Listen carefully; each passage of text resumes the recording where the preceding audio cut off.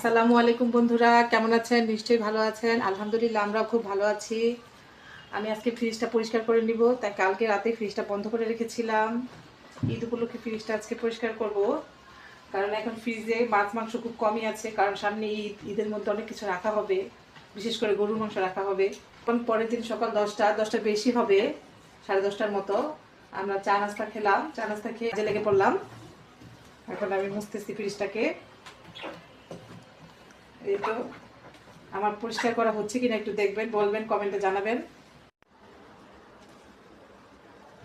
আমার ফ্রিজের নিচের অংশ হচ্ছে চিলারের অংশ। আমি সেই অংশটাকে এখন সাবান দিয়ে সুন্দরভাবে ঘষে নিচ্ছি। এই অংশটাকে অনেকে নর্মাল চেম্বারও বলে থাকে। আমি সেই অংশটাকে এখন সাবান দিয়ে সুন্দরভাবে পরিষ্কার করে নিচ্ছি।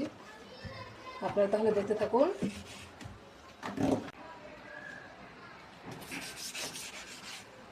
তো আমি ফ্রিজের দরজায় যে রাবার আছে, রাবারটা এভাবে ব্রাশ দিয়ে পরিষ্কার করি। আপনারা কিভাবে করেন, কিভাবে করলে ভালো হয় সেটা আমাকে কমেন্টে জানাবেন। এই ফ্রিজটা আমি ব্যবহার করছি প্রায় 7 বছর যাবৎ। আল্লাহর রহমতে কোনো সমস্যা দেখা দেয়নি, কোনো সার্ভিসিংও করাতে হয়নি। এই ফ্রিজটা খুবই ভালো। এই ফ্রিজটার কোম্পানি হচ্ছে সিঙ্গার কোম্পানি। আপনারা চাইলে এই কোম্পানির ফ্রিজ ব্যবহার করতে। এই তো আমার ফ্রিজটা ধোয়া কমপ্লিট, মন মতো পরিষ্কার করে নিয়েছি আমি। এই তো ফ্রিজের বাইরের লুক। আমার বাচ্চারা ফ্রিজের উপরের পার্টে স্টিকার লাগিয়েছে। আমার মনে হয় সব বাচ্চারা এরকম করে থাকে।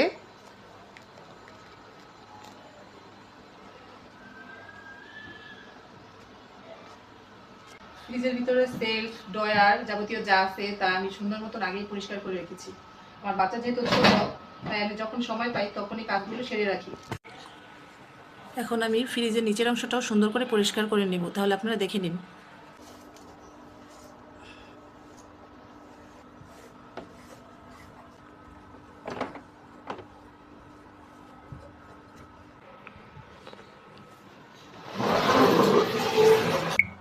ফ্রিজের চিলারের অংশে যে সেলফগুলো থাকে সেগুলো আমি এখন সেট আপ করে নেব।